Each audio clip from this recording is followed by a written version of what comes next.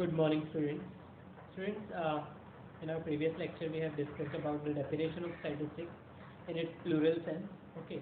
In the plural sense, statistics was just the collective facts or aggregate of facts. Okay, rather numerical, quantitative or qualitative. Okay. Now, in singular sense, okay, in singular sense, statistics is defined as a method. Okay. In singular sense, statistics is defined as a method. Now, method of what? Method of collecting, organizing, presentation, analysis, and interpretation. Okay. Statistics is a method of collecting the data or collection of data, organizing that data, presenting that data, and analyzing or analysis of the data, and then interpreting the results. Okay. कौन से methods या किस तरीके से हम data को collect करेंगे, then data को ऑर्गेनाइज किस तरीके से करेंगे, देन उसका प्रेजेंटेशन कैसे होगा, एंड देन उसकी स्टडी एनालिसिस या स्टडी जो है डेटा की वो कैसे होगी, एंड देन आफ्टर ऑल हम रिजल्ट कैसे इंटरप्रेट करेंगे. ठीक है, उन मेथड्स को हम सिंगुलर सेंस में स्टैटिस्टिक्स कहते हैं. So in singular sense, statistics basically can be defined as the method of this. Okay, method of collection of data, organization of data, presentation of data, analysis of data, and interpretation of data. Okay, singular sense में statistics को हम एक method के रूप में ही define करते हैं. Clear? तो method किसके होंगे? इस process के methods होंगे. बेसिकली एक प्रोसेस है कि सबसे पहले हम डेटा को कलेक्ट करते हैं. ठीक है, रो डेटा कलेक्ट किया गया हमारे द्वारा. ओके, या फॉर एग्जांपल एन इन्वेस्टिगेटर और enumerator collects the raw data. After collecting the data और after collection of the data will be organised in a certain form, और you can say the classification of data will be there. Okay, data को classify करेंगे groups में. ठीक है, so that it can be easily identified और it can be easily studied और analysed. Okay, so classification या organisation हो जाने के बाद हम उसका प्रेजेंटेशन करेंगे. डेटा को प्रेजेंट करने की भी ज़रूरत है क्या?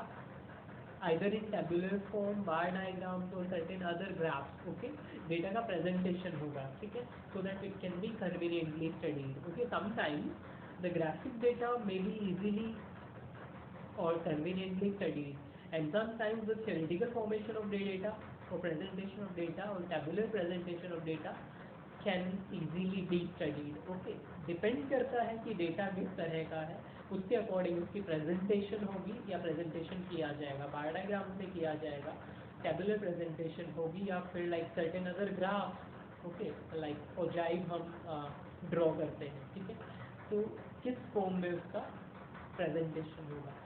देन प्रेजेंट करने के बाद या प्रेजेंटेशन के बाद हम डेटा को स्टडी करेंगे, एनालाइज करेंगे to draw out some conclusions और रिजल्ट. ठीक है, डेटा का रिजल्ट या कंक्लूजन्स ड्रॉ आउट करने के लिए हम उसको स्टडी करेंगे. आफ्टर दैट उन रिजल्ट्स को हम कंसर्न्ड पार्टीज को एक्सप्लेन करेंगे, इंटरप्रेट करेंगे. ठीक है, तो interpretation of the result to the concerned parties. Okay, तो यहाँ पे हमारे पास उन मेथड्स का जिन मेथड्स को यूज़ करके हम ये सारे प्रोसेस परफॉर्म करेंगे, तो स्टैटिस्टिक्स एक मेथड के रूप में डिफाइन किया गया है सिंगुलर सेंस में. ओके, नाउ हम स्टैटिस्टिक्स की इम्पोर्टेंस एंड उसकी लिमिटेशन डिस्कस करते हैं. बिकॉज जो कैरेक्टरिस्टिक्स है स्टैटिस्टिक्स की वो सिर्फ प्लूरल सेंस में ही डिफाइन की जा सकती है. एज अ मेथड उसकी कैरेक्टरिस्टिक्स नहीं है. ठीक है, क्योंकि एज अ डेटा और एग्रीगेट ऑफ फैक्ट उसके कुछ फीचर्स या कैरेक्टरिस्टिक्स होते हैं. मेथड्स की कुछ कैरेक्टरिस्टिक्स हम नहीं डिफाइन कर सकते. ठीक है, here are the importance of statistics. That means why do we need statistics or why statistics is studied in economics. Okay, क्यों ज़रूरी है statistics को स्टडी करना. ठीक है, सबसे पहला point saying understanding of economic problems. Okay, एक इकोनॉमी में जैसे हम लाइक माइक्रो में डिस्कस किए हैं, every economy do have some central problems, what to produce, how to produce and for whom to produce. Okay, क्या प्रोड्यूस किया जाए, किसके लिए किया जाए, कितना किया जाए, फॉर एग्जाम्पल. ओके, तो हर एक इकोनॉमी की कुछ जनरल, वो तो सेंट्रल प्रॉब्लम्स थी. Apart from that some general problems are also there, like problem of unemployment, problem of poverty. ठीक है, तो इन जनरल प्रॉब्लम्स को डिस्कस करने के लिए, समझने के लिए कि वो कितनी क्रिटिकल है किसी भी कंट्री के लिए. ठीक है, तो हमें डेटा चाहिए. लाइक अनएम्प्लॉयमेंट से रिगार्डिंग डेटा हम कलेक्ट करेंगे, पॉवर्टी से रिलेटेड डेटा कलेक्ट किया जाएगा. So how much critical these issues are for an economy or a country, ठीक है, will only be understood by the data. Okay, जो डेटा हमारे पास होगा उसके अकॉर्डिंगली हम उसको समझ पाएंगे कि अगर वो बहुत ज़्यादा क्रिटिकल है या नहीं है, ठीक है. लाइक अनएम्प्लॉयमेंट 23% पे पहुँच जाता है इंडिया में, लाइक 23 पॉइंट समथिंग परसेंट जो है अनएम्प्लॉयमेंट, जो कि बहुत बड़ा रेट होता है, बहुत बड़ा प्रोपोर्शन होता है कि पॉपुलेशन का 23% से ज़्यादा हिस्सा जो है वो अनएम्प्लॉयड था, ठीक है, during this pandemic. Okay, so ये डेटा था कि 23% ऑफ द पीपल आर, और the work force 23% of the work force are unemployed, ठीक है. तो डेटा से हमें पता चला कि कितनी क्रूशियल या कितनी क्रिटिकल वो एक प्रॉब्लम या चैलेंज है कंट्री के लिए. Okay, same as the case with the poverty. Okay, the poverty is sky high, is reaching sky high. Okay, due to like recessionary conditions or something else. Clear? So वो सारा data हमने study किया, उसके बाद हमें पता चला कि ये प्रॉब्लम्स कितनी क्रिटिकल है और क्या इनके इम्पैक्ट्स हैं, ठीक है. That's why to understand these problems so that we can sort out these problems we need to collect data, और डेटा हमारा स्टैटिस्टिक्स का पार्ट है. That's why statistics is important in economics. तो नेक्स्ट वन इज कंपैरिजन. जैसे कि हम पिछले part में भी पढ़े हैं कि जो सिंगल या फिर इंडिविजुअल डेटा जो है वो किसी काम का नहीं है. That is not of any use, the single और the individual data. Okay, we collect the data in groups, or the the group data is important because we can easily compare, or the data can easily be placed in relation to each other, so that the comparison can be made and some meaningful results can be drawn out. जब तक हम compare नहीं करेंगे हमें नहीं पता चलेगा कि हम किस स्टेज पे या किस स्टेज में या किस कंडीशन में हैं, ठीक है.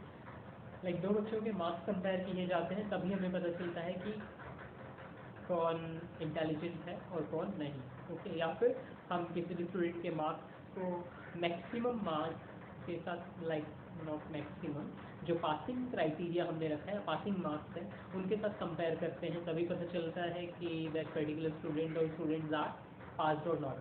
ओके, वो पास हुए हैं या नहीं हुए हैं, जब तक उनको हम पासिंग मार्क्स के साथ उनके ऑब्टेन्ड मार्क्स को कंपेयर नहीं करते.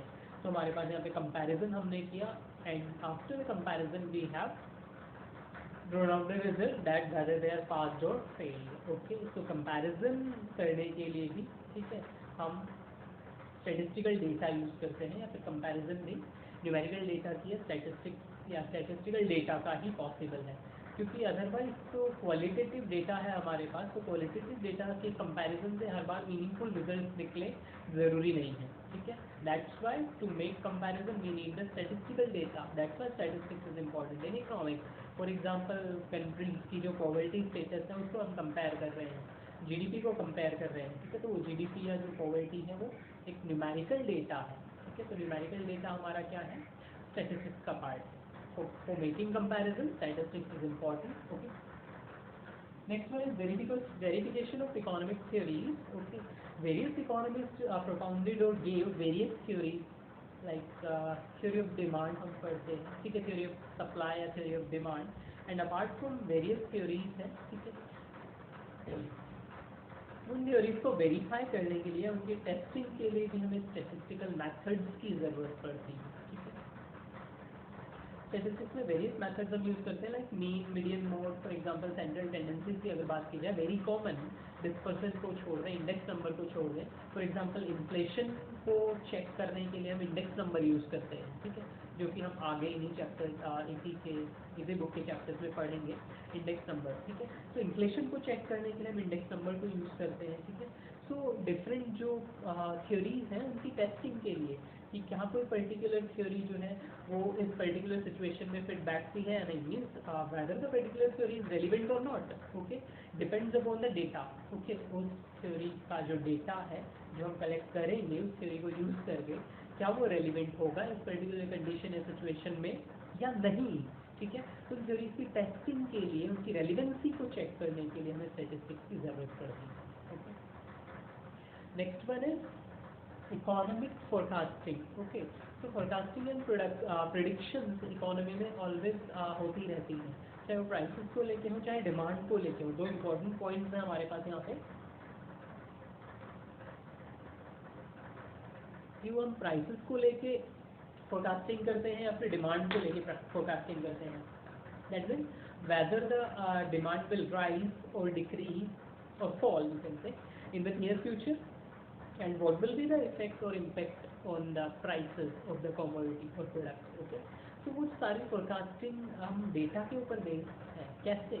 क्योंकि हम सबसे पहले प्रीवियस ट्रेंड को स्टडी करते हैं, only then we can go for forecasting. तो हमें पिछला डेटा नहीं पता है कि पीछे डिमांड में कितने चेंजेस आए हैं, वो फ्लक्चुएट करती रही है, मीन्स कभी कम कभी ज़्यादा हुई है किसी पर्टिकुलर कमोडिटी के लिए, या फिर गिरती ही आई है पिछले 5 सालों में, मीन्स डिक्रीज ही हुई है। ठीक है, सो हम पिछले डेटा को या पिछले ट्रेंड को स्टडी करते हैं। आफ्टर देन और after that we make forecast और प्रिडिक्शन। उसके बाद हम फोरकास्टिंग और प्रिडिक्शन करने जाते हैं। ठीक है, जब तक हमारे पास प्रीवियस डेटा या ट्रेंड नहीं है, ऐसे फोरकास्टिंग नहीं हो जाती like leap in the air, हवा में तीर मार दिया लाइक। ठीक है, हम क्या करते हैं, प्रीवियस डेटा को या प्रीवियस ट्रेंड्स को कंपेयर करते हैं, स्टडी करते हैं, उसके बेस पे फोरकास्ट या फिर प्रेडिक्शन होती है कि फ्यूचर में क्या इसका ट्रेंड रहने वाला है। ठीक है, तो फोरकास्टिंग के लिए हमें प्रीवियस डेटा के ऊपर डिपेंड रहना पड़ा ना, तो डेटा किससे रिलेटेड था, स्टैटिस्टिक्स से। तो statistics is important for making prediction. Stock market में भी ऐसा ही होता है, किसी पर्टिकुलर स्टॉक को अगर हम फोरकास्ट या प्रिडिक्ट कर रहे हैं कि आगे उसके प्राइसेस डिक्रीज होंगे या इंक्रीज होंगे, उससे पहले प्रीवियस डेटा को चेक करते हैं कि पीछे इसमें कैसा ट्रेंड शो किया है। ठीक है, कैसा ट्रेंड इसमें देखने को मिला है, क्या पैटर्न रहा इनके प्राइसेस का। ओके, वो फ्लक्चुएट बहुत ज़्यादा हो रहा है या फिर सेम डायरेक्शन में ही चलता है, डिक्रीज ही होता आया है, इंक्रीज ही होता आया है। ठीक है, तो प्रिडिक्शन पास्ट डेटा के ऊपर बेस्ड होती है। नेक्स्ट वन है फॉर्मुलेशन ऑफ पॉलिसीज। एक इकोनॉमी में गवर्नमेंट जो है डिफरेंट पॉलिसीज और वेरियस पॉलिसीज या फ्रेमवर्क तैयार करती है। वो सारी पॉलिसीज और फ्रेमवर्क बेस्ड होते हैं डेटा के ऊपर। फॉर एग्जांपल कोई भी पॉवर्टी से रिलेटेड गवर्नमेंट अगर पॉलिसी बनाती है, अनएम्प्लॉयमेंट से रिलेटेड बनाती है, प्राइसेस को लेके बनाती है, whatever the policies are formed और formulated in an economy are all are based on data. Statistical data के ऊपर बेस्ड होती है। जब तक हमारे पास डेटा नहीं होगा तब तक हम पॉलिसीज नहीं, क्योंकि डेटा नहीं होगा तो हम किसी कंक्लूजन पे नहीं पहुंच सकते हैं। ठीक है, और जब तक हम किसी कंक्लूजन पे नहीं पहुंचे तब तक हम कोई पॉलिसी नहीं बना सकते, क्योंकि हमारे पास कोई विजन नहीं है किस पर्टिकुलर पर्पस के लिए हम पॉलिसीज बना रहे हैं और किसे बेस मानते हुए, बेस क्या है हमारे पास। ठीक है, तो वो जो डेटा है, जो पास्ट या प्रीवियस डेटा है या जो हमारी फोरकास्टिंग है, उन सभी डेटा के ऊपर बेस्ड पॉलिसीज या प्लान हम बनाते हैं। ठीक है, तो स्टैटिस्टिक्स हमारी पॉलिसीज का बेस बनता है, जो स्टैटिस्टिकल डेटा है। Next one economic planning. जैसे कि हमने डिस्कस किया प्लानिंग, इकोनॉमिक प्लानिंग, तो ये सभी प्लान जो है वो भी फोरकास्टिंग के ऊपर बेस्ड होते हैं, क्योंकि प्लान्स ऑलवेज आर फॉर्म्ड और फॉर्मुलेटेड फॉर फ्यूचर। जो भी प्लान आज बनाए हैं उनका एग्जीक्यूशन फ्यूचर में होगा। That means plans are meant for future, future time period. Okay, तो फ्यूचर इज अनसर्टेन, तो हम क्या कर रहे होंगे, प्रेडिक्ट या फिर फोरकास्ट ही कर रहे होंगे फ्यूचर को। ठीक है, तो हमारे प्लान्स भी फ्यूचर के लिए बने हैं और वो प्रेडिक्शन और फोरकास्टिंग के ऊपर बेस्ड है। And as we know that forecasting is based on data, statistical data. Past data को हम कंपेयर कर रहे थे या स्टडी कर रहे थे, उसके ऊपर हमने क्या किया है, अपनी पॉलिसीज या प्लान्स को फॉर्मुलेट किया है। ठीक है, तो प्लान्स ही है इकोनॉमिक प्लानिंग जो है, लाइक गवर्नमेंट कोई भी प्लान बना रही है, लाइक बजट को हम कम कर देंगे आने वाले टाइम में या आने वाले क्वार्टर के लिए। जो गवर्नमेंट है अपना expenditure, public expenditure, the government need to cut its public expenditure for the next quarter because the fiscal deficits are increasing. Government के जो घाटे हैं वो इंक्रीज हो रहे हैं, इसलिए गवर्नमेंट को नेक्स्ट क्वार्टर के लिए पब्लिक एक्सपेंडिचर घटाना पड़ेगा। तो किसके ऊपर बेस्ड था वो प्लान? प्लान बेस्ड था पिछले डेटा, लाइक गवर्नमेंट की फिस्कल डेफिसिट इंक्रीज हो रही है, घाटा इंक्रीज हो रहा है, वो एक न्यूमेरिकल डेटा था जो लॉस हमने स्टडी किया। ठीक है, तो उसके बेस पे हमने प्लान बनाया। Next one is cause and effect relationship. Statistics हमें कॉज एंड इफेक्ट रिलेशनशिप बताती है कि कोई पर्टिकुलर जो रिजल्ट आया है, जो कॉन्सिक्वेंस हम स्टडी कर रहे हैं, उन कॉन्सिक्वेंसेस के पीछे कॉज क्या है।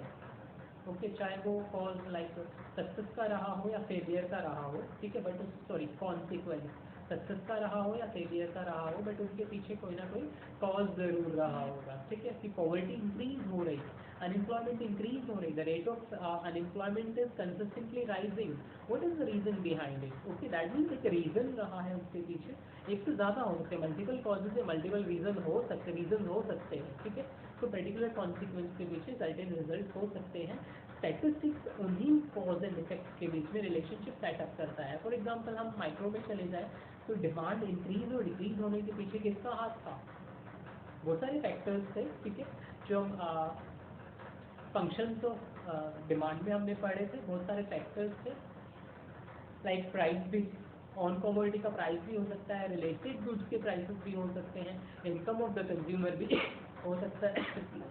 फॉर एग्जांपल अगर डिमांड इंक्रीज हो रही है तो कंज्यूमर की इनकम भी इंक्रीज हुई हो सकती है, तब डिमांड इंक्रीज हुई है, या फिर प्राइसेस रिड्यूस हुए हो सकते हैं, तब डिमांड इंक्रीज हुई है। ठीक है, तो हमने वहाँ पे cause and effect relationship setup किया। Okay, that's why statistical data help करते हैं, स्टैटिस्टिक्स हेल्प करती है कि there is always find out करती है, there is always a cause and effect relationship between two factors. दो फैक्टर्स के बीच में हमेशा ही एक कॉज एंड इफेक्ट रिलेशनशिप रहा होगा। ओके, तो स्टैटिस्टिक्स डिफाइन करती है वो कैसा है, पॉजिटिव है, नेगेटिव रिलेशनशिप है। Okay, like demand and price में positive relationship, sorry negative relationship था। अगर प्राइस इंक्रीज होगा तो डिमांड, क्वांटिटी डिमांड डिक्रीज होगी and vice versa. Next one is measurement of national income. Okay, तो नेशनल इनकम को measure करने के लिए भी हम स्टैटिस्टिकल डेटा या न्यूमेरिकल डेटा के ऊपर रिलाय करते हैं। ठीक है, क्योंकि इनकम के लिए हमें क्या चाहिए, वैल्यू चाहिए, जो फाइनल गुड्स एंड सर्विसेज हैं, ठीक है, उनकी जो मार्केट वैल्यू है उसके बेस पे हम नेशनल इनकम कैलकुलेट करते हैं। या फिर हम इनकम फैक्टर इनकम जो है, हमारे पास डिफरेंट फैक्टर्स ऑफ प्रोडक्शन है, तो उन फैक्टर इनकम के ऊपर बेस्ड हमारी नेशनल इनकम हो सकती है। तो कैसे हम कैलकुलेट करेंगे, कौन सा मेथड हम यूज़ करेंगे, वो उस पर डिपेंड कर रहा है। ठीक है, तो ये इम्पोर्टेंस थी स्टैटिस्टिक्स की, why there is a need, why there is a need, यही इम्पोर्टेंस है, यही नीड है, यही सिग्निफिकेंस है स्टैटिस्टिक्स की। ओके, तो why there is a need to study statistics in economics. तो दीज आर द पॉइंट्स हमें लिखने हैं, क्यों ज़रूरी है स्टैटिस्टिक्स को पढ़ना या स्टैटिस्टिक्स इकोनॉमिक्स में क्यों ज़रूरी है। तो ये सारे पॉइंट्स हम डिस्कस करेंगे। ठीक है, So after studying importance, we will discuss about its limitations. That means ज़रूरी नहीं है कि स्टैटिस्टिक्स में कुछ इम्पोर्टेंस है या वो बहुत ज़रूरी है तो उससे कुछ नेगेटिव पार्ट नहीं होगा या डार्क साइड नहीं होगी। ठीक है, statistics also suffers from negative points and these are the limitations. First of all, study of numerical facts only. Okay, जैसे कि हमने पहले डिस्कस किया था, ठीक है, प्लूरल सेंस में। ठीक है, कि स्टैटिस्टिक्स जो है सिर्फ न्यूमेरिकल डेटा को ही कंसीडर करती है। ठीक है, ये दैट मीन्स क्वांटिटेटिव इंफॉर्मेशन या quantitative facts are collected only. Okay, और it studies only the quantitative data. Clear, qualitative data का स्टैटिस्टिक्स में कोई प्लेस नहीं है, कोई इंपॉर्टेंस नहीं है। ठीक है, सो इट बिकेम द और it becomes the limitation of statistics की एक क्वालिटेटिव इंफॉर्मेशन जो कि बहुत ज़रूरी हो सकती है किसी पॉइंट ऑफ टाइम में। Okay, so statistics ignores the qualitative data or the qualitative information which may be of greater use at a point of time, जो हो सकती है बहुत इंपॉर्टेंट क्वालिटेटिव इंफॉर्मेशन, उसको छोड़ देता है। तो नेगेटिव इम्पैक्ट है इसका कि सिर्फ क्वांटिटेटिव को ही कंसिडर करता है, क्वालिटेटिव को नहीं करता है, जो कि समटाइम्स ज़रूरी हो सकती है। Study of groups, that means ये भी हम फीचर्स में पढ़े थे, क्योंकि फीचर्स से ही हमारे पास पॉजिटिव एंड नेगेटिव पॉइंट्स हम निकालते हैं। तो फीचर्स में हमने पढ़ा था कि इंडिविजुअल डेटा किसी काम का नहीं है हमारे पास। ठीक है, अगर स्टैटिस्टिक्स में एक इंडिविजुअल डेटा हमारे पास है तो उसका हम कंपैरिजन नहीं कर सकते हैं, विदाउट कंपैरिजन रिजल्ट्स नहीं निकल सकते हैं। ठीक है, तो the individual data is of no use. Okay, तो ये इसका लिमिटेशन है कि हमें ग्रुप ऑफ डेटा चाहिए, एक से ज़्यादा डेटा चाहिए, एक से ज़्यादा फैक्ट्स चाहिए टू मेक कंपैरिजन। ओके, तो स्टैटिस्टिक्स में कंपैरिजन चाहिए, तो कंपैरिजन के लिए हमें सिंगल नहीं, group of data, group of facts चाहिए। ठीक है, तो इसकी लिमिटेशन है कि इंडिविजुअल डेटा या सिंगल डेटा स्टैटिस्टिक्स में किसी काम का नहीं है। Results are true on average basis only. Okay, जो रिजल्ट्स हैं स्टैटिस्टिक्स में, हम जो भी रिजल्ट्स निकालते हैं they are true only on average basis. Okay, मतलब एक्चुअली ऐसा है, ज़रूरी नहीं है। ठीक है, स्टैटिस्टिक्स में जो भी हम रिजल्ट निकालते हैं, जो भी हम रिजल्ट निकालते हैं, सारे ही एवरेजेस में निकलते हैं। एक्चुअल हम स्टडी नहीं करने जा रहे हैं, हम एक सैंपल लेते हैं, उस सैंपल का हम एवरेज निकाल लेते हैं। ठीक है, फॉर एग्जांपल हम मीन पॉकेट अलाउंस निकालते हैं, मीन मार्क्स निकालते हैं इस क्लास का। तो मीन क्या है? मीन एवरेज है। ठीक है, कि इस क्लास के एवरेज मार्क्स कितने हैं स्टूडेंट्स के, लेकिन एक्चुअल में तो उतने नहीं थे ना। ठीक है, आउट ऑफ 30 जो एवरेज मार्क्स हैं वो 22 हैं, लेकिन ज़रूरी तो नहीं है। किसी बच्चे के तो 29 मार्क्स भी आए हैं, कोई बच्चा फेल भी हुआ है। ठीक है, क्लियर? तो ज़रूरी है कि सबके 22 आए हैं। ओके, तो इसके रिजल्ट सिर्फ एवरेज बेसिस पे ही ट्रू है। एक्चुअली रिजल्ट या डेटा बहुत ज़्यादा वेरी कर सकता है एवरेज से। ओके, ये सेम है 22 एवरेज मार्क्स है, तो इसका मतलब ये नहीं कि किसी बच्चे के 29 नहीं आए हैं, कोई बच्चा 0 नहीं लेके आया, नहीं आए होंगे। ठीक है, obviously. Next one is misuse of statistics, that means statistical data can be easily manipulated bye anyone. Data को इजीली मैनिपुलेट किया जा सकता है आइदर वाइल कलेक्टिंग और वाइल रिकॉर्डिंग। ओके, कलेक्ट करते वक्त या फिर रिकॉर्ड करते वक्त डेटा मैनिपुलेट हो सकता है बाय इन्वेस्टिगेटर और एन्यूमरेटर। ओके, या तो इन्वेस्टिगेटर या फिर एन्यूमरेटर, ठीक है, डेटा को मैनिपुलेट कर सकता है, चेंज कर सकता है। या तो कलेक्ट करते वक्त ऐसा हो कि गलत लिखा जाए, या फिर रिकॉर्ड करते वक्त ऐसा हो, ठीक है, गलत लिख दिया गया है, लिखा जाए, whatever. Okay, so the statistical data can be manipulated easily by the enumerator और the investigator. Okay, next one is used by experts, that means statistical data can only be used by the experts. ठीक है, a layman cannot use the data, statistical data, because it involves some methods for drawing out some results or conclusions.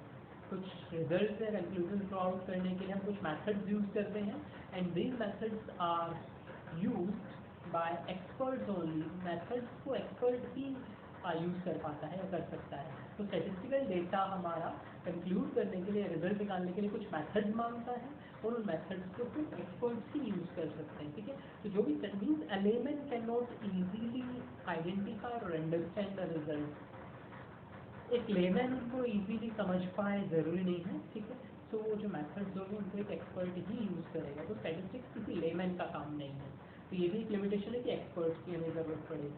Okay, हालांकि statistics बहुत vast है, तो बहुत सारे methods हम use करते हैं जिनको एक्सपर्ट्स की रिक्वायरमेंट होती है समझने के लिए। Next one is homogeneous text or studies. For example, हमने ऊपर पढ़ा कि सिंगल या इंडिविजुअल डेटा का कोई ज़रूरत नहीं है, कोई इंपॉर्टेंस नहीं है। Grouped data is studied to make comparison. Okay, grouped data को हम स्टडी करते हैं कंपैरिजन करने के लिए। ठीक है, तो ग्रुप्ड डेटा यहाँ पे स्टडी किया जाता है एंड कंपैरिजन के लिए स्टडी किया जाता है। तो कंपैरिजन कब होगा? जब number of units, whatever the number of units we are using, all the units are homogeneous or will be homogeneous, only then we can compare the data. Okay, data को compare तभी कर सकते हैं जब उसका नेचर या characteristics उनकी similar हो, सभी यूनिट्स की कैरेक्टरिस्टिक्स का नेचर सिमिलर हो। ठीक है, जब डिफरेंट डेटा है तो हम कंपेयर नहीं कर सकते। फॉर एग्जांपल 9th क्लास के इंग्लिश के मार्क्स को हम 12th क्लास के इंग्लिश के मार्क्स के साथ कंपेयर नहीं कर सकते हैं, उनमें कोई होमोजेनिटी नहीं है। सब सब्जेक्ट तो है, लेकिन लेवल ऑफ जो नॉलेज है वो डिफरेंट है। ठीक है, लेवल ऑफ डिफ़िकल्टी डिफरेंट है, तो उनके मार्क्स को हम कंपेयर नहीं कर सकते हैं। ठीक है, अलग अलग सब्जेक्ट्स के मार्क्स को हम कंपेयर नहीं कर सकते हैं। हाँ, एक ही क्लास के सेम सब्जेक्ट के डिफरेंट स्टूडेंट्स के मार्क्स को कंपेयर कर सकते हैं। एक ही क्लास 10th के मैथ्स के मार्क्स को कंपेयर कर सकते हैं 20 बच्चों के। ओके, तो वहाँ पे क्लास भी सेम है, लेवल ऑफ डिफिकल्टी भी सेम है, सब्जेक्ट भी सेम है, तो वहाँ पे होमोजेनिटी ज़्यादा है। ठीक है, तो वहाँ पे कंपैरिजन पॉसिबल है। तो in statistics, if the data is heterogeneous, okay, if the data is not homogeneous, so the data cannot be used meaningfully. Okay, data को हम यूज़ नहीं कर सकते क्योंकि रिजल्ट तो निकलेंगे नहीं, होमोजीनियस नहीं, तो कंपेयर नहीं कर सकते। ठीक है, कंपेयर नहीं कर सकते तो रिजल्ट नहीं निकलेंगे। तो statistics is of to use. Next one is not the only method. Like अगर हम ये मान के चलें स्टैटिस्टिक्स बहुत ज़्यादा इंपॉर्टेंट है क्योंकि यही एक इकलौता मेथड है जिसके थ्रू हम वेरियस रिजल्ट ड्रॉ आउट कर सकते हैं, पॉलिसीज बना सकते हैं। नहीं, अपार्ट फ्रॉम स्टैटिस्टिक्स और statistical tools there are various methods. Fit and trial method is also there. Okay, तो various methods apart from statistics जिसको यूज करके हम पॉलिसीज या प्लान्स बना सकते हैं, ठीक है। तो ये इकलौता मेथड नहीं है, ठीक है, कि हम कहें कि भाई यही बहुत इंपॉर्टेंट है, ठीक है। तो इसके अलावा और भी मेथड्स हैं, ये भी इसकी एक लिमिटेशन है। अपार्ट फ्रॉम दैट हम डिस्ट्रस्ट की बात करते हैं। डिस्ट्रस्ट मीन स्टैटिस्टिकल डिस्ट्रस्ट, मतलब statistics is always full of doubts and suspicion, okay। statistical methods, statistical data के ऊपर हम 100% rely कर सके ऐसा ज़रूरी नहीं है, ठीक है। तो statistics is always full of doubts and suspicion, okay। हमेशा doubtful रहते हैं हम statistics के data को या statistics के methods को लेके, ठीक है। So there is always distrust of statistics। अब वो डिस्ट्रेस क्यों होती है, उसके पीछे कुछ कॉजेज भी हैं, ठीक है। तो डिस्ट्रेस अराइज क्यों होती है या डिस्ट्रेस है क्या? Statistical distress mean we have lack of faith in statistical data, okay। So this is the statistical distrust, statistical distrust, we do not trust on statistics, okay। Distrust means we do not trust on statistics, that means there is lack of confidence in the statistical data। The people do not rely 100% on the statistical data or methods। reason being, वजह क्या है, causes क्या है? reason जो हमारे पास statistical data हम use कर रहे हैं, ठीक है, वो लोगों का फेथ डेटा में नहीं है।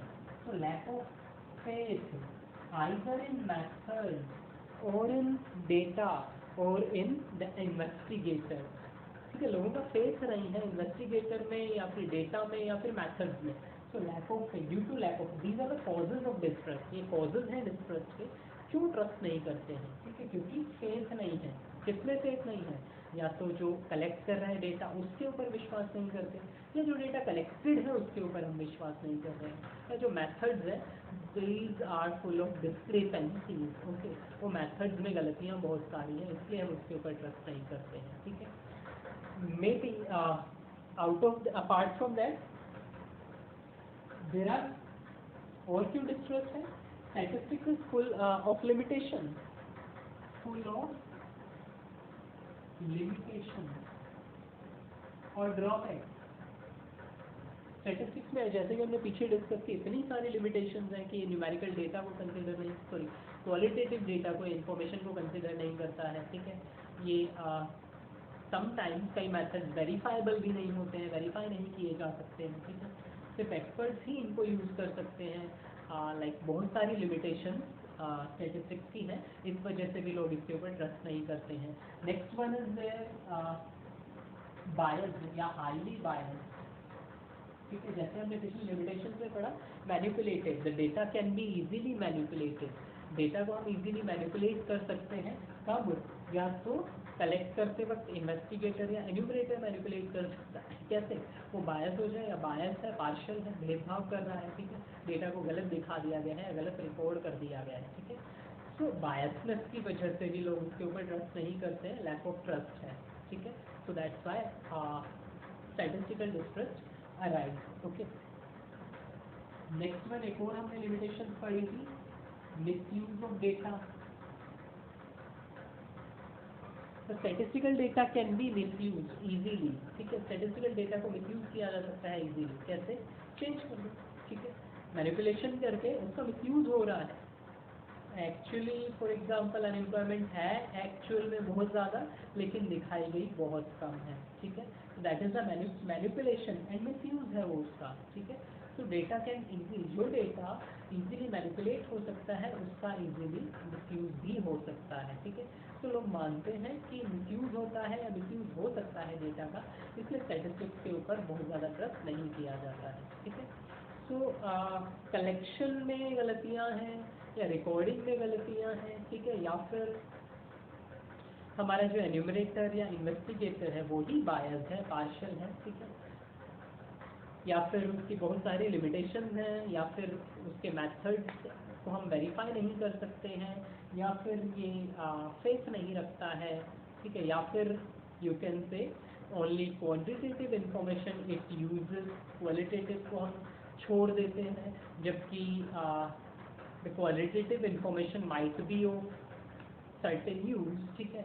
सो इन सभी की वजह से लोगों में डिस्ट्रस्ट है स्टैटिस्टिक्स को लेके, they do not easily trust on statistical data, okay, क्योंकि हम मानते हैं लाइक जो भी डेटा हमें रिवील किया गया है वो गलत हो सकता है, क्योंकि बायस्ड है वो इन्वेस्टिगेटर और इन्यूमरेटर, ठीक है। क्योंकि तभी हम कई बार देखते हैं कि जो वेरियस एजेंसीज हमारे पास डेटा लेके आती है, चाहे वो एम्प्लॉयमेंट लिटरेसी रेट, ठीक है, वो डेटा में वेरिएशन हमें मिलती है। क्यों? Just because of biasness, just because of difference in methods of collection. उन्होंने अलग अलग मैथड्स लिए होंगे कलेक्शन के लिए, मे बी उन्होंने अजम्पशंस अलग अलग लिए होंगे, ठीक है। कोई भी मैथड या थ्योरी हम यूज़ करते हैं तो सर्टेन अजम्पशंस हम लेते हैं, तो due to differences in assumptions और due to differences in methods of collection वहाँ पे डेटा वेरिएशन हो सकती है। That's why people do not easily trust, okay, that इसी वजह से स्टैटिस्टिक्स में डिस्ट्रस्ट बहुत ज़्यादा है, ठीक है। ये उसकी लिमिटेशंस की वजह से ही अराइज हुई है, जो भी डिस्ट्रस्ट हम यहाँ पे डिस्कस किए, ठीक है। तो यहाँ पे हमारा first chapter introduction to statistics जो है ख़त्म होता है, ठीक है।